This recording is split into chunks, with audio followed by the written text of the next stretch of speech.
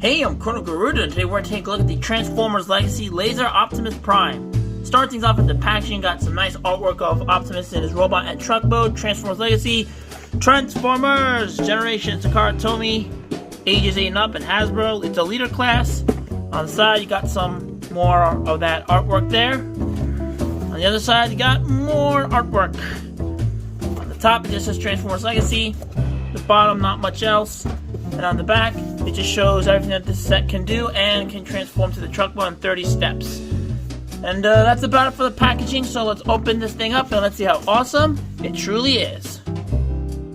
And here we have Prime out of the packaging in the truck mode, and I just love this vehicle mode. Let's just move the trailer real quick to get a closer look at the truck, and this is just remarkable. Kind of reminds me of the movieverse Prime from the first 3 movies, I think, with this flame decal here, or not decal, but like painted on. But there's no blue on the truck, like except for maybe back here and a few other places. But it's predominantly black and red, and I think this is a very cool take on Prime. Now, I've always associated this Laser Optimus Prime design with Scourge from 2001's Robots in Disguise, but this is still a cool take on Prime nonetheless. And now the headlights are just molded in, and sometimes they're clear plastic on the Prime figures. And it got this nicely painted grille with all the silver and everything. It looks very nice in the front. That's nice realism. Sometimes Optimus Prime has like a little Autobot insignia up here, but I think that's just maybe the movieverse Primes only. On here, so I think it's really nicely painted and sculpted rims here with the silver on it. It looks very nice. It's also on the trailer, which we'll look at soon. And oh, things just kind of sticking out a little bit. And it's just like, I love how compact everything is here. Now it's kind of long here, and it's obviously going to become the legs. And you got a little trailer hitch port right there. And you got, look at that detail on here. It's very, very impressive. Underneath, we got all this, and these will become these missile pods on Prime in the robot mode, but still very nice nonetheless. Not too bad. Now this part here kind of sticks out like a sore thumb with this gap here, but a lot of Optimus Prime seem to have this problem. Not all of them, but from my experience, like there are some that do. Now, one thing I don't like about this truck right away is these things here. They tend to close in automatically, like you're just rolling it around like this. Sometimes it just closes on its own, and that's kind of frustrating. I believe these were the same pieces that were used on the Earthrise Leader Optimus Prime, which I do have, but I just never had a chance to review it. But that figure also had this problem too. But it's not a huge deal. He's got some nice smokestacks and a little sculpting here. It looks very nice. And it looks like the horns for the truck mode. And I really like that. Now onto the trailer. I believe there's something that lets it stand on its own, like if you want it to. Okay, I figured it out. Basically, this is on a really tight hinge, but it can come out, and there it can stand like that. Now it's pretty good. And I really like this trailer. It's not the typical trailer Optimus Prime would carry around, but it's like an oil tanker type trailer, or just some kind of tank trailer in general. It has a lot of nice detail in it. One thing I'm really glad that they didn't do was have these big stickers saying Optimus Prime and have a picture of Prime on the sides. Like, I don't know why they did that on G2, and not just on the original Laser Prime, but like a lot of the figures from the G2 Machine Wars and Beast Wars had that kind of thing going on. It was really weird. But I'm glad they didn't do that, and it's got some red here. Looks really nice. The wheels are painted. That's really nice. And just look at that detail. Just really, really impressive. And this thing can have a base mode. This thing can transform into a base, which is honestly not a really good... Oh, don't mind this. I have the instructions right by me because I haven't transformed this thing in a little while. So I'm going to use that as reference. But anyway, let's get this thing transformed right now.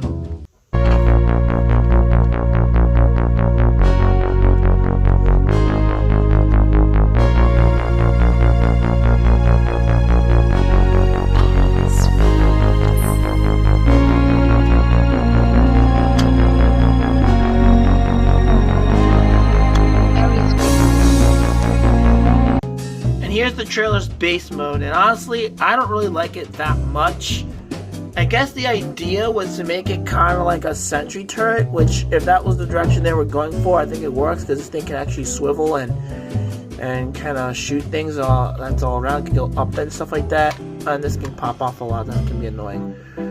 It also has a little arm, which it can, I guess, repair people, or not people, but repair like other Autobots or something.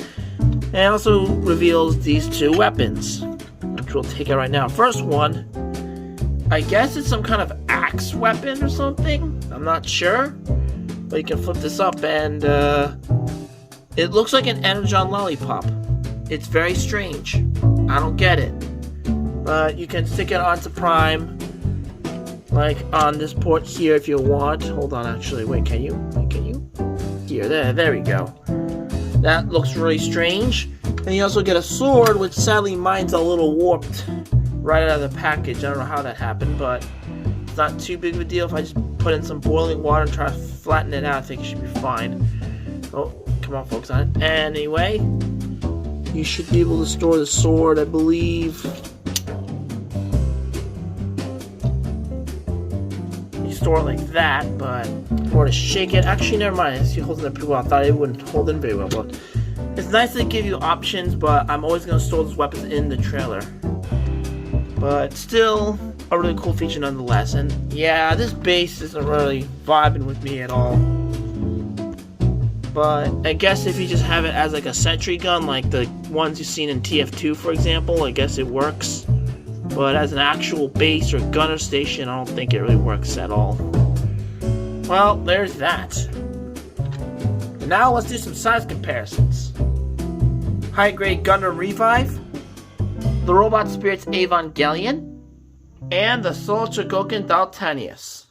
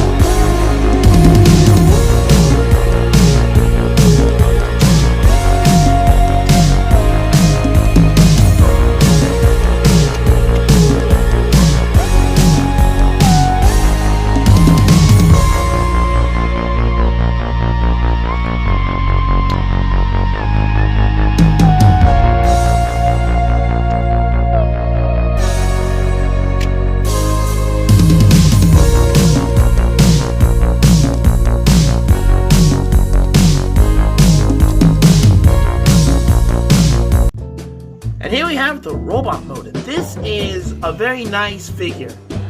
Let's take a closer look at the head. As you can see, it looks sort of G1-y, but he has extra horns. Apparently that's, I guess, how the original design was on the toy. He doesn't have any light piping, but it's like very dark blue in his eyes.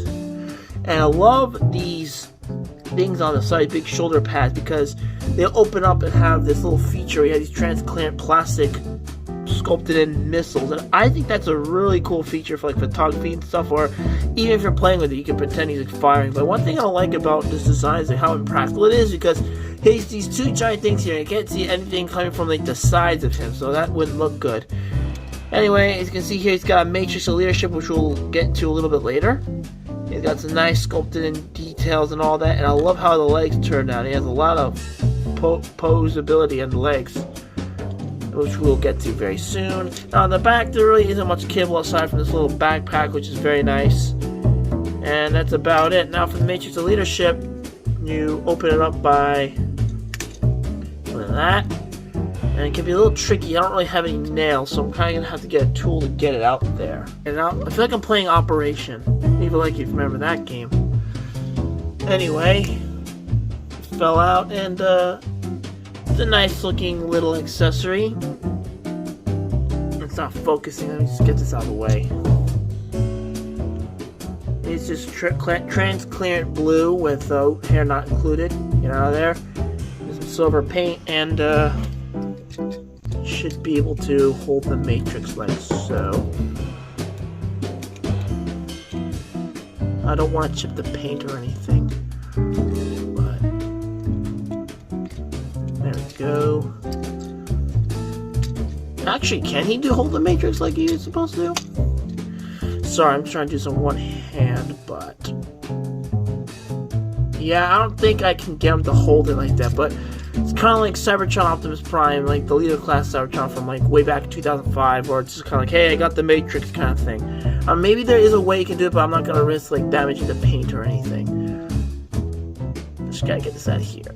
And one thing I also don't like is that the windows are clear. I wish they were like a painted or something. That way it's not so obvious that there's a matrix inside there. Now for the figure's posability, the head is technically on a ball joint, but can't really move around all that much. The arms are very limited because of these big shoulder pads. You got a bicep swivel, and the hand can also swivel as well. It's got a nice waist articulation, awesome spread.